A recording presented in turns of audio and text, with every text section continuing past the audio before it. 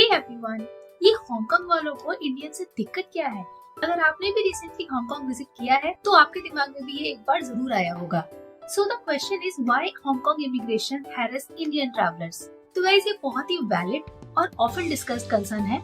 काफी Indian travellers हैं जिन्होंने रिपोर्ट किया है कि उन्होंने एक्स्ट्रा क्वेश्चनिंग, डॉक्यूमेंट चेक्स और सेकेंडरी इंस्पेक्शन हांगकांग इमिग्रेशन में फेस करने पड़े, even when they hold valid visas और देयर प्री अराइवल रजिस्ट्रेशंस। कभी कभी ये वाकई हैरेसमेंट की तरह लग सकता है। चलिए इस बारे में आज डिस्कस करते हैं कि ये होता क्यों है। So the first point is high rate of overstays और इलीगल वर्क। बेसिकली जो हांगकांग इमिग्रेशन ऑफिसर्स हैं, वो पर्टिकुलरली स्ट्रिक्ट है उन कंट्रीज के लोगों से जिनके हांगकांग में ओवर स्टे के या तो पास्ट केसेस रहे हैं या फिर उन्होंने हांगकांग में कोई अनऑथराइज्ड काम किया है। अनफॉर्चुनेटली कुछ चुनिंदा इंडियन विजिटर्स ने उनके एंट्री टर्म्स को वायलेट किया, जिसकी वजह से सारे इंडियन ट्रैवलर्स को टाइटर स्क्रूटनी का सामना आज तक करना पड़ता है। So next point है security and profiling policies. Like many international airports, Hong Kong Immigration Department भी risky profiles पे ज्यादा ध्यान देता है। मतलब कुछ certain region से आए हुए ट्रैवलर्स, कुछ particular age group के ट्रैवलर्स या जिन लोगों के कुछ पुराने ट्रैवल पैटर्न्स हैं, उनसे क्वेश्चनिंग ज्यादा हो सकती है। It's a standardized but a controversial practice. Officially वो हमें टारगेट नहीं कर रहे होते, बट कभी कभी ये डिस्क्रिमिनेशन फील हो सकता है। अब नेक्स्ट पॉइंट है इनकम्प्लीट डॉक्यूमेंटेशन और अनक्लियर ट्रैवल पर्पस। कुछ ट्रैवलर्स ऐसे होते हैं जो अपने आप को टूरिस्ट तो कहते हैं, पर ना तो उनके पास होटल बुकिंग्स होती हैं, ना ही रिटर्न टिकट्स और ना ही इनफ फंड्स। तो बस यही सब चीजें हैं जो उनके एक्स्ट्रा चेक्स को ट्रिगर कर देती हैं। Hong Kong immigration is very strict on verifying your trip purpose in detail. Next point can be language barrier and attitude.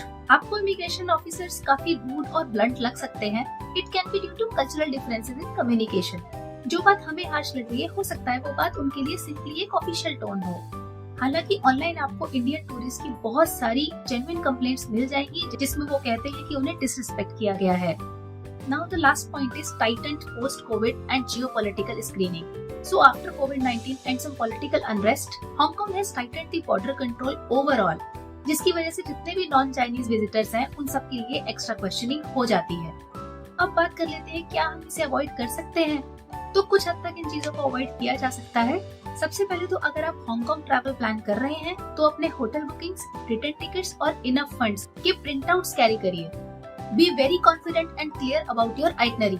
दोस्तों के घर जा रहे हैं, रिश्तेदारों के घर जा रहे हैं, ये सब कहना अवॉइड करिए अनटिल अनलेस आप उनके लोकल कॉन्टेक्ट डिटेल्स को प्रूव कर सकें।